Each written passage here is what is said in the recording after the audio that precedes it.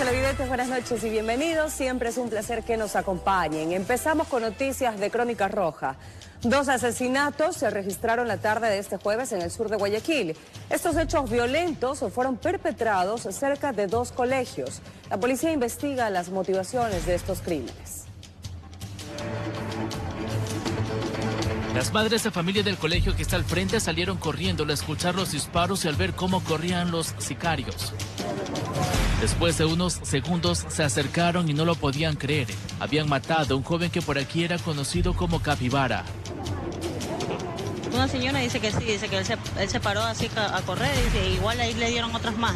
Sí, él vivía solo, pero el papá vive en España y la abuelita recién el año pasado. Él vivía con la abuelita, el año pasado recién fue la abuelita. Según la Policía Nacional tenía 25 años, no registraba antecedentes penales. Los asesinos aprovecharon que salió de su casa a la esquina del barrio para quitarle la vida, con disparos en la cabeza y tórax.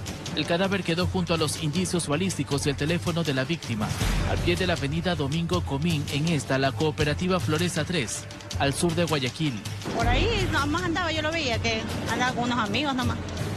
Y estaba ahí sentado, dice, en la farmacia, todos los días salía a sentar a coger internet, a coger wifi. ¿De la farmacia? De la farmacia.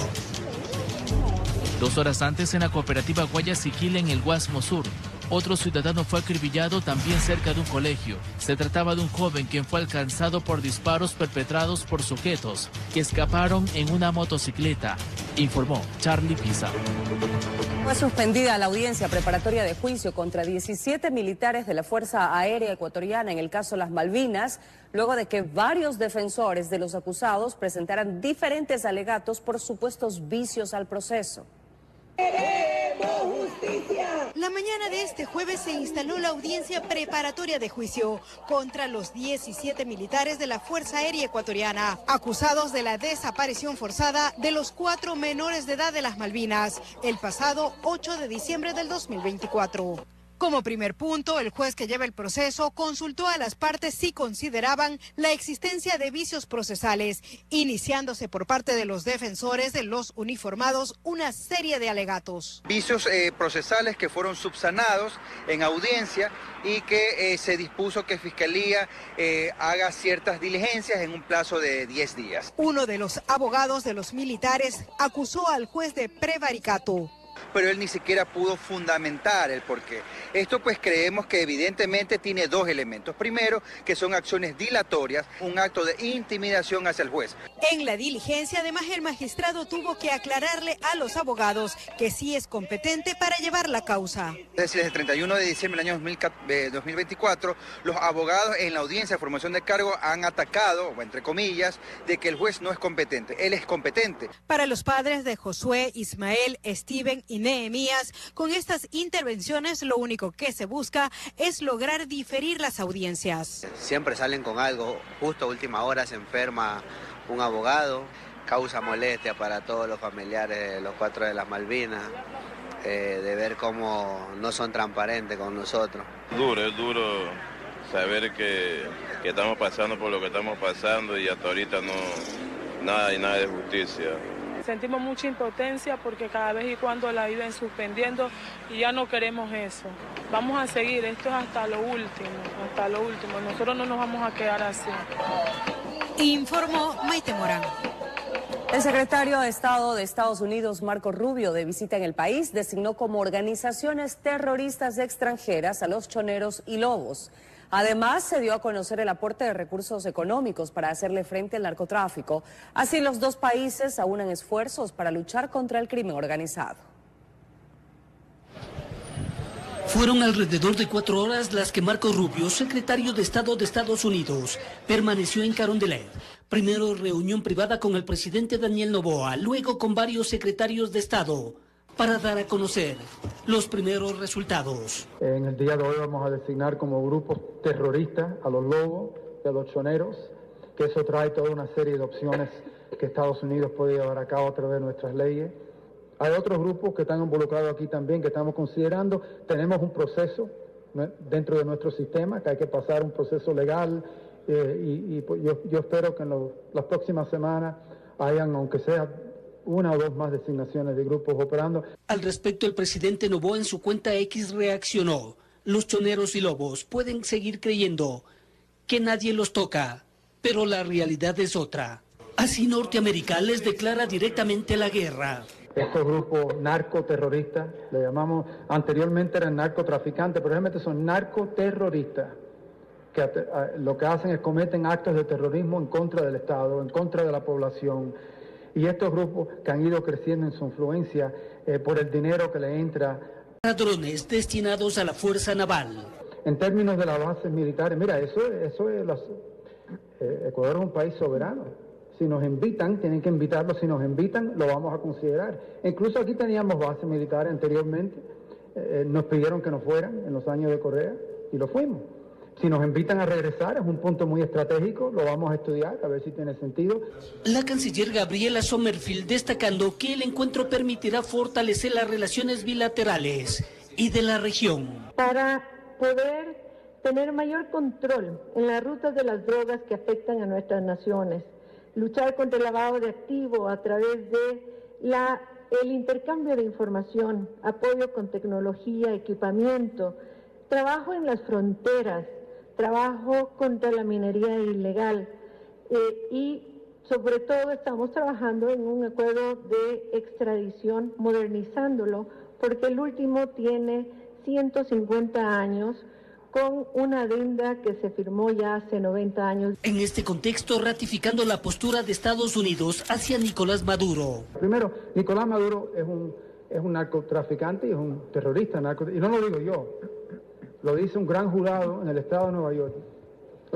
En el estado de Nueva York la fiscalía presentó evidencia y ellos lo encausaron. Rubio abandonó el país en horas de la tarde de este jueves, informó Héctor Romero. Los bienes de choneros y lobos en Estados Unidos podrían ser incautados por el gobierno de Donald Trump una vez que fueron declarados como grupos terroristas internacionales. Se convierten así en las primeras organizaciones delictivas de nuestro país en recibir ese calificativo. Estados Unidos quiere ir con todo contra los choneros y lobos al designarlos como grupos terroristas. Bajo nuestras leyes ahora nos permite, por ejemplo, ir en contra de los bienes, de las propiedades, el dinero de cualquier individuo en Estados Unidos o en el sistema bancario estadounidense que esté relacionado con esos grupos. Eso es lo hemos utilizado con gran eficacia, ha sido muy eficaz en Haití, por ejemplo, en otros países. Otra de las grandes estrategias con esa calificación es que se abriría un abanico de oportunidades en el campo de inteligencia. Hay alguna inteligencia que es limitada porque no la pueden usar para operaciones que pueden terminar en acciones letales. Es decir, capturar sí, pero letal. Ahora podemos proveer información sin ninguna limitación en cómo el gobierno de Ecuador lo quiera utilizar con un grupo terrorista. Actividad ilegal que indirectamente se convertiría en el pasaporte para llegar literalmente más fácil a Norteamérica, pero en condiciones nada buenas.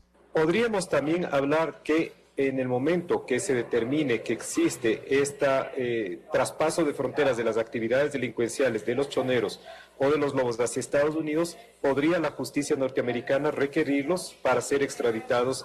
También en nuestro país sería como enviarles un estate quieto y evítate problemas. Que existe una especie de efecto psicológico dentro de estas organizaciones que no podrán continuar actuando en impunidad porque ya no solamente se trata de una persecución a nivel nacional, sino internacional y una alerta a los demás países del mundo de que sus actividades, de que sus contactos, de que su organización criminal está siendo observada a nivel global. Primeros resultados tras la visita de Marco Rubio, secretario de Estado de Estados Unidos, informó Héctor Romero. Tras una larga trayectoria política, Marco Rubio se convirtió en el primer secretario de Estado de Estados Unidos y uno de los hombres de confianza de Donald Trump. A continuación les contamos más sobre su perfil.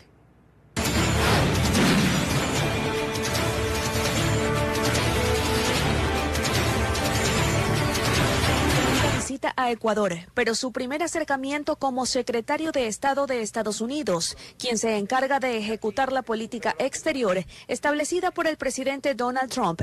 Marco Rubio es una de las figuras más fuertes del gabinete y un político de trayectoria. Antes de que se convierta en el primer latino en ocupar ese cargo, fue senador desde 2010. Además, fue comisionado municipal en el oeste de Miami y presidente de la Cámara de Representantes de Florida. En 2016 se enfrentó a Trump para representar al Partido Republicano en las presidenciales.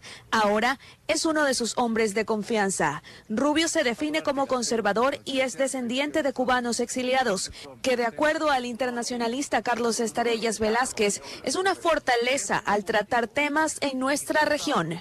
Y comprende la idiosincrasia latinoamericana y sabe específicamente los problemas del Ecuador. Y habla perfectamente español. Y eso ayuda mucho en la negociación. Mientras que Andrea Endara sostiene que los acuerdos expuestos por las autoridades eran los esperados tras la comunicación constante entre ambos países. Y actualmente América Latina es una de las regiones más importantes para Donald Trump, porque de ahí es donde viene gran parte de la migración, de la cual él, suena muy crudo lo que voy a decir, pero quiere deshacerse de esta parte de la población.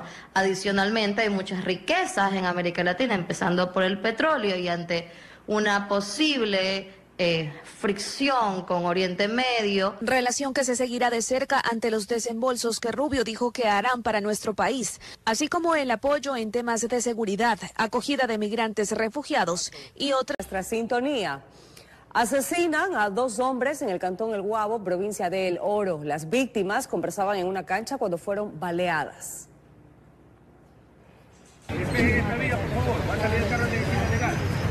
El hecho violento se habría dado en esta cancha de indoor ubicada en el barrio 24 de agosto del cantón El Guabo. Los 2 amigos conversaban amenamente cuando llegaron sus verdugos. Según las versiones de moradores, mencionan que 2 sujetos estaban en la cancha saludando, por lo cual producto de esto, posterior se acercan a una motocicleta, realizan disparos en su contra y se dan la agresión a estas 2 personas. Al parecer los criminales le disparan primero a Edison Vicente Rodas Bravo, quien pierde la vida allí mismo. El acompañante, viendo esto, corrió del lugar para salvar su vida.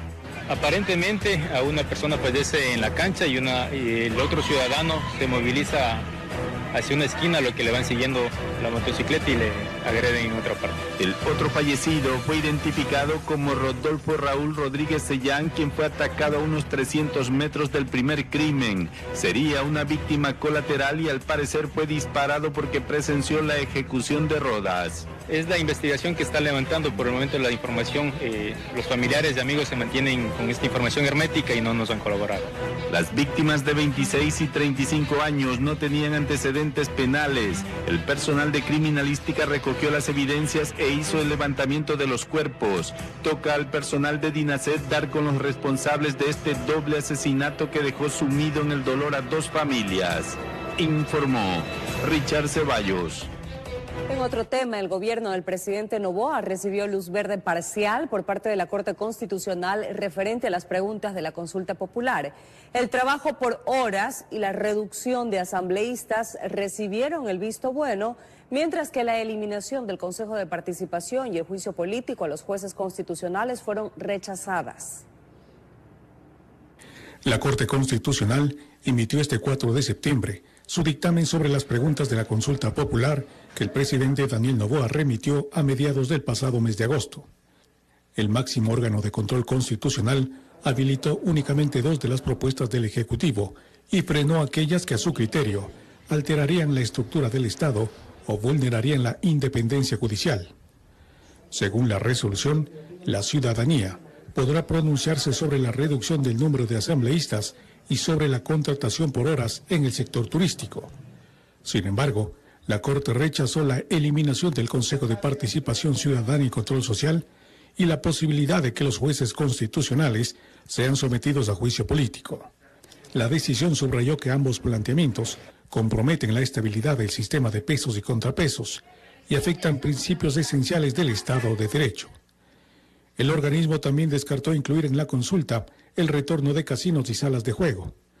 Argumentó que la pregunta planteada por el Ejecutivo carecía de coherencia en sus considerandos, era confusa y presentaba una formulación compuesta, lo que impediría al votante pronunciarse de manera libre e informada. En su pronunciamiento, la Corte también se refirió además a otras propuestas del gobierno en materia de seguridad, como la castración química para agresores sexuales y la creación de un registro nacional de condenados por delitos de este tipo. La institución concluyó que no existe evidencia científica que respalde la eficacia de estas medidas para prevenir la reincidencia y cuestionó la falta de claridad sobre el alcance y la temporalidad del registro. Con este dictamen, el gobierno del presidente Daniel Noboa deberá limitar el alcance de la consulta popular a los temas aprobados, mientras que otras iniciativas deberán ser reformuladas o archivadas. Informó Miguel Ángel Bedoya.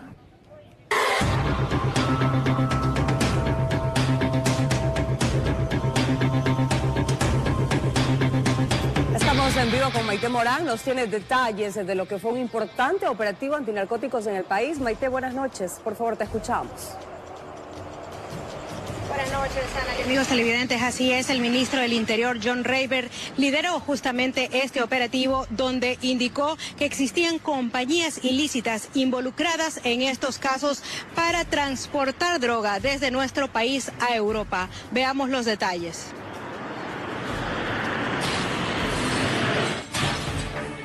La madrugada de este jueves se puso en marcha el gran operativo que tuvo como escenario provincias de Pichincha, Manabí, Guayas, Loja y Zamora Chinchipe. En esta jornada se logró la detención de 11 ciudadanos, 10 son ecuatorianos y existe otro de origen serbio. Ellos eran parte de lo que el ministro del Interior denominó como un entramado empresarial que estaba al servicio de las organizaciones narcodelictivas. Ya que esta organización construyó un entramado que les permitió el dominio de toda la cadena del proceso de tráfico ilícito de drogas, es decir, manejaba la línea de producción, el transporte y envío de contenedores contaminados con sustancias ilícitas. La investigación les tomó 15 meses en la recolección de datos, pero durante este tiempo se logró detener a un total de 28 personas y fue posible detectar algunas cargas de droga con destino hacia Europa.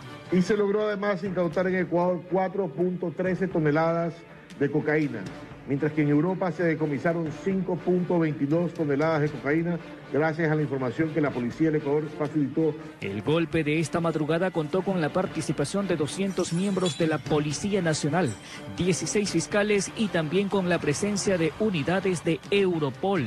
Entre las evidencias se destaca más de media tonelada de droga encontrada en los allanamientos desarrollados en la provincia del Guayas. Se encontraron 730 paquetes de clorhidrato de cocaína, con un peso aproximado de 730 kilos, un arma de fuego tipo fusil, un arma de fuego tipo pistola, radios de comunicación, municiones de diferentes calibres, elementos que presumiblemente eran utilizados para la seguridad de las operaciones ilícitas. Además, entre los detenidos se encuentran alias Tuti, considerado como objetivo de intermedio valor militar, capturado en la ciudad de Quito, pero quien mantenía alta influencia criminal en la provincia de El Oro. Asimismo, tras una incursión en una ciudadela privada de Guayaquil, se logró detener a alias Godín, considerado de alto valor militar. Este ciudadano ya fue capturado en el año 2016, pero debido a fallos judiciales, solo cumplió con 3 años de prisión. Él participó en todo lo que es la logística, se encargaba de reclutar todas las compañías de transporte, transportistas y empresas de seguridad que brindaban servicios a los principales puertos de Guayaquil justamente para realizar las contaminaciones y el ingreso de la droga a los puertos. Informó José Morales. Justamente en esta rueda de prensa, el ministro del Interior, John Rayburn, indicaba que el 84% de las muertes violentas que se registran en el país tienen justamente que ver con las disputas de territorio entre las organizaciones delictivas para vender la droga, exportar la droga a otros países. Sorprendentemente, ya no es Guayas una de las provincias con más muertes violentas, decía el ministro del Interior, sino que también Los Ríos se suma a este numérico, a este alto numérico de muertes violentas, porque aquí sería en esta provincia donde se está encaletando la droga para que se lleven en los contenedores y luego sacarlos por los diferentes puertos del país. Información relevante que tiene que ser tomada en cuenta también por las otras autoridades. Analí, tú continúas con mayor información.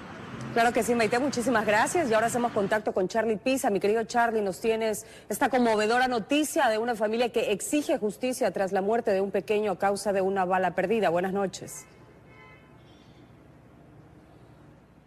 Buenas noches, Ana, amables televidentes, así es. Y se trata específicamente del caso de Ezequiel Bajaña, el niño de 5 años, quien falleció producto de una bala perdida durante un hecho violento en el sureste de Guayaquil en el mes de julio. Hoy, él tenía 5 años en ese entonces, pero hoy, jueves, habría cumplido 6 años. Su familia acudió al cementerio Ángel María Canals, eso al suroeste de la urbe porteña, y ahí realizó una matiné póstuma. Veamos las imágenes.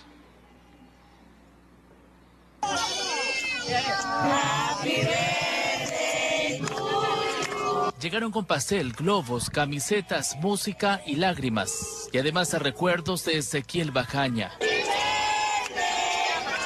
Y cumplieron con realizarle una matiné, pero en esa ocasión no era para celebrar. El cumpleañero fue sepultado en el mes de julio en el cementerio Ángel María Canals, al suroeste de Guayaquil.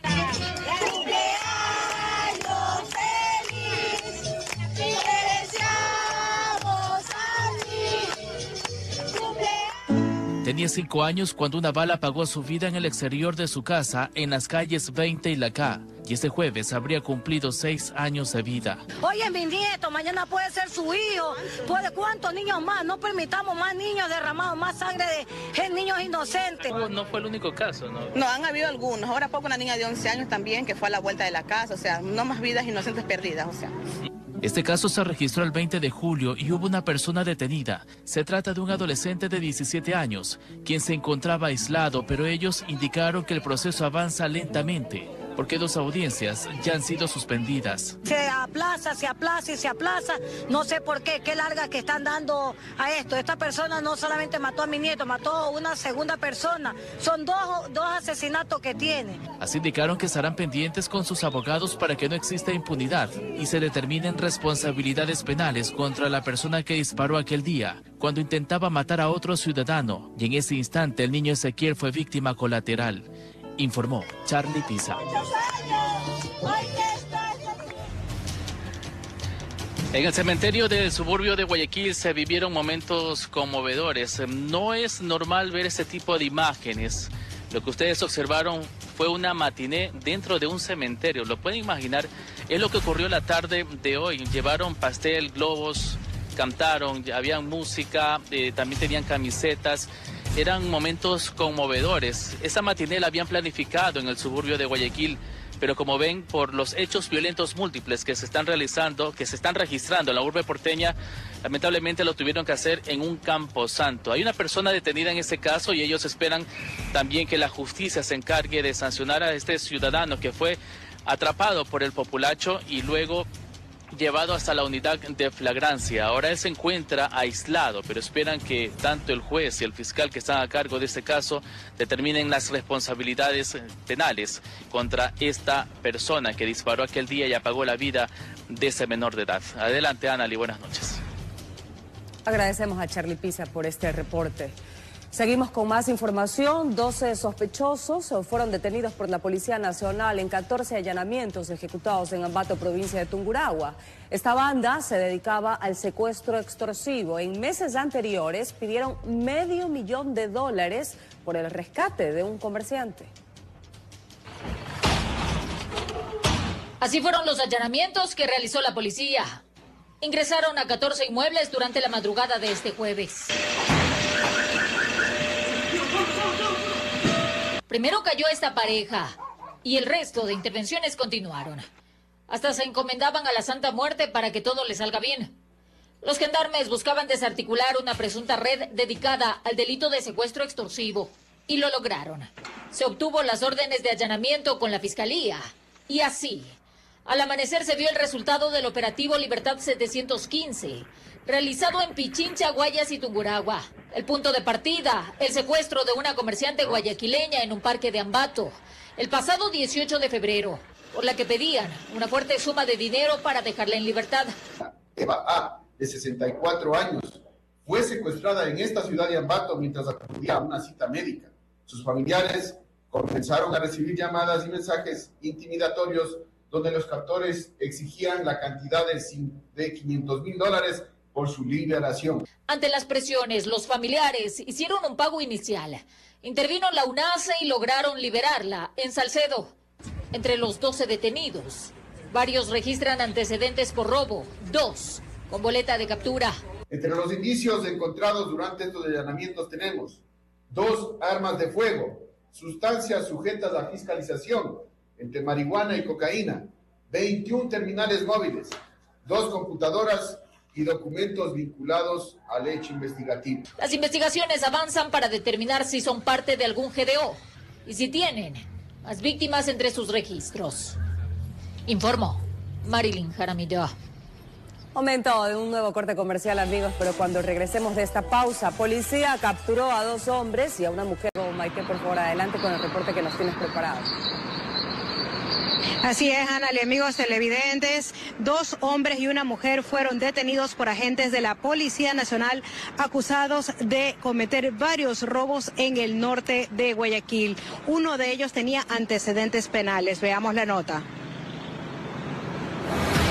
La alerta se dio a las 3 de la madrugada cuando en Sauce 5 se reportó la presencia sospechosa de un jeep color rojo que circulaba en la avenida Isidro Ayora. Inmediatamente se inició una persecución ininterrumpida que culminó frente a un centro comercial donde los uniformados lograron neutralizar la marcha del automotor. En el circuito Guayacanes, y este vehículo estaba implicado en varios robos a personas en distintos circuitos del distrito Modelo. Dentro del vehículo estaban 3 personas quienes fueron detenidas: Josué C. de 29 años, Samantha R. de 26 y Eduardo P. de 23, quien registra antecedentes penales. Por robo a personas. No es la primera vez. Los ciudadanos estaban ya cometiendo delitos y ellos fueron los mismos que cometieron robos en los sectores de Atarazana, de Kennedy y de la Alborada. En el vehículo encontraron un arma de fuego con 6 cartuchos, un arma blanca y un celular. Además se descubrió que el jeep estaba reportado como robado. En robo a personas siempre cometen el robo de celulares, de dinero, de las pertenencias que poseen cada uno de los ciudadanos en cada uno de los sectores. La policía intensifica los operativos para reducir los asaltos que se están cometiendo en la Kennedy, Atarazana, Alborada y Sauces. Informó Roselena Vázquez. Justamente las personas que fueron detenidas en este operativo ahora son sometidas a audiencia de formulación de cargos. Las personas que han sido víctimas de ellos esperan que les dicten prisión preventiva, pero también el juez a cargo de esta audiencia de formulación de cargos podría dictarles unas medidas sustitutivas. Eso se espera al finalizar la audiencia. También quería mostrarles cómo se encuentra en este momento la ciudad. Como ustedes pueden observar, ya el tránsito es tranquilo, el tráfico rueda normalmente porque ya como se terminó el partido de Ecuador con Paraguay, quienes estaban en los diferentes puntos de la ciudad disfrutando del partido están ya retornando a sus domicilios, tomando en cuenta que mañana es el último día laboral para las personas que trabajan de lunes a viernes. En este momento también recuerden que los grupos de motociclistas ruedan por la ciudad porque es su día favorito para pasear en la ciudad de Guayaquil. Con esta información, Analí, te damos paso a estudio. Sé que tienes más información por ahora. Pues, Maite, muchísimas gracias. Una buena noche también. Seguimos con más noticias. El juez Renan Andrade dictó nuevas medidas en el caso AAA, ordenando la retención de hasta 12 salarios básicos en las cuentas de 6 empresas vinculadas al caso y 16 personas procesadas, entre ellas el alcalde de Guayaquil, Aquiles Álvarez. Además, se prohibió la enajenación de vehículos, disposición que ya fue acatada por la Agencia Nacional de Tránsito. Estas acciones se suman al proceso que investiga la presunta comercialización ilegal de combustibles, que actualmente se encuentra en etapa preparatoria de juicio. La Fiscalía señala que las irregularidades habrían generado un perjuicio al Estado de más de 61 millones de dólares. El caso sigue bajo investigación y las autoridades aseguran que continuarán tomando medidas para garantizar la transparencia y el cumplimiento de la ley. Agradecemos su gentil sintonía, siempre es un placer que nos acompañen.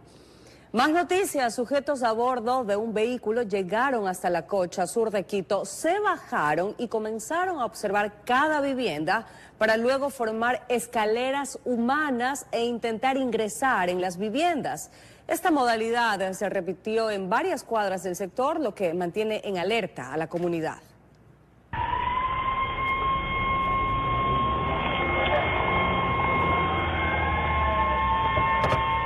Llegaron a bordo de un vehículo, se bajaron y poco después, entre ellos formaron escalera humana para intentar ingresar a una de las viviendas en el sector de la Cocha sur de la capital. Llegan a la madrugada cuando todo mundo está durmiendo, como ellos le llaman la hora loca, y bajan, primero verifican si hay algún movimiento de algo, luego el vehículo se da la vuelta en la misma cuadra y se bajan 3 personas. Apagan las luces del vehículo y toman procedimiento a la casa. La propietaria de la vivienda estaba despierta. Escuchó ruidos y al darse cuenta de las intenciones de estos sujetos, activó de inmediato la alarma. Fue entonces cuando los sospechosos salieron corriendo, se subieron al carro y huyeron rápidamente del lugar.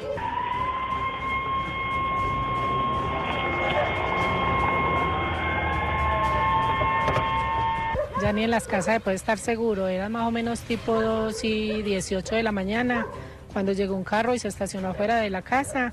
Tenemos una camarita ahí en el poste justo que hay en la casa, ahí alcanzamos a ver, activamos las alarmas, enseguida se suben 3 tipos que ya se habían bajado, estaban mirando la casa a ver, observando qué había.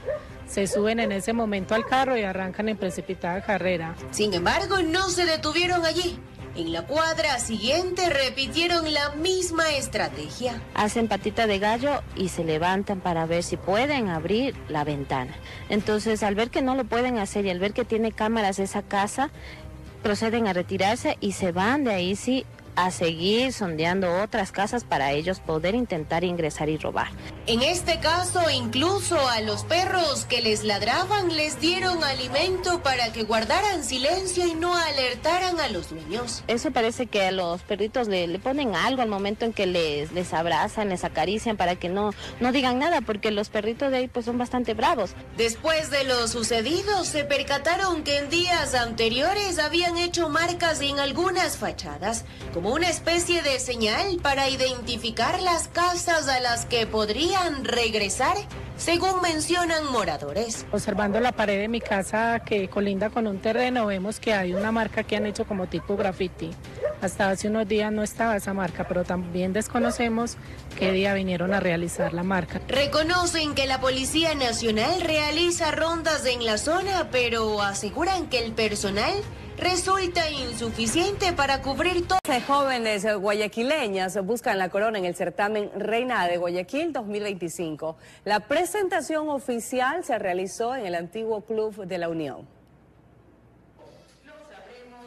13 jóvenes guayaquileñas aspiran a convertirse en la Reina de Guayaquil 2025. La presentación oficial de las candidatas se realizó en el antiguo Club de la Unión, donde recibieron sus bandas de manos de la actual reina Jennifer Tutibén y la virreina Milena Bastidas. Las aspirantes fueron seleccionadas entre 50 participantes y desde hace mes y medio se preparan con un equipo de profesionales en liderazgo, comunicación y voluntariado. La directora de turismo, Thais Panus, destacó que este proceso busca formar a la futura soberana como líder comunitaria y referente del voluntariado en la ciudad. La Reina de Guayaquil es una líder del voluntariado de la ciudad. Van a recorrer algunas ONGs, algunas fundaciones, van a conocer más casa adentro, el holding municipal, la institución. El certamen, que este año celebra su edición número 69, tendrá su gala de elección el próximo viernes 3 de octubre en Santa Ana Garden. La nueva reina encabezará las festividades de independencia y trabajará en proyectos sociales en beneficio de la comunidad guayaquileña. Niños del sector de la Trinitaria se preparan para participar en una competencia de programación al que acudirán estudiantes de distintas unidades educativas de Guayaquil que son capaces hasta de diseñar videojuegos. Acuden una vez a la semana a la ESPOL.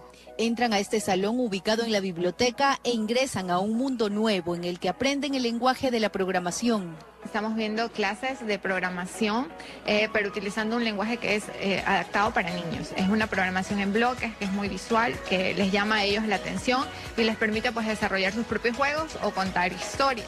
Ellos viven en la isla Trinitaria y son capaces de diseñar videojuegos y otros sistemas que en el futuro podrían ser utilizados por los demás. Hoy son parte de un programa creado por la Asociación de Puertos Privados, la ESPOL y el MIES, para mejorar la vida de quienes viven en ese sector del sur de Guayaquil. Y es ahí donde estamos tratando de fortalecer a los niños que desde muy pequeños aprendan, experimenten lo que es vivir un campus universitario, que sepan lo que es venir a las aulas, que ya se sientan parte de una aula, para que esto sea con lo que sueñen, para que este sea el futuro que ellos ya empiezan a anhelar. Al principio, cuando les preguntábamos con qué sueñas, qué quieres ser de grande, tenían respuestas un poco limitadas. Ahora ya sueñan mucho más, ya te dicen, sí, yo quiero ser un ingeniero, sí, yo quiero estudiar una carrera universitaria. Leonel, por ejemplo, tiene 12 años y está tan entusiasmado que hasta practica en casa. Podemos hacerlo, crear un juego nosotros mismos. ¿Y lo has hecho? Sí, tengo mi televisor y yo practico con un mouse y ya he hecho varios juegos. Te felicito. Gracias. ¿Y qué es tu familia? Que siga así, que siga mejorando para poder también enseñar a otros niños. Su madre cuenta orgullosa que el programa les está cambiando la vida y el modo de pensar a estos niños de la Trinitaria. La competencia, que se denomina STEAMCOM, será el 29 y 30 de septiembre en Guayaquil y estos chicos se preparan para dejar en alto su sector. Quienes estén interesados en inscribir a sus niños en este programa gratuito pueden acudir al CAMI municipal de la isla Trinitaria, informó Carolina Pimentel.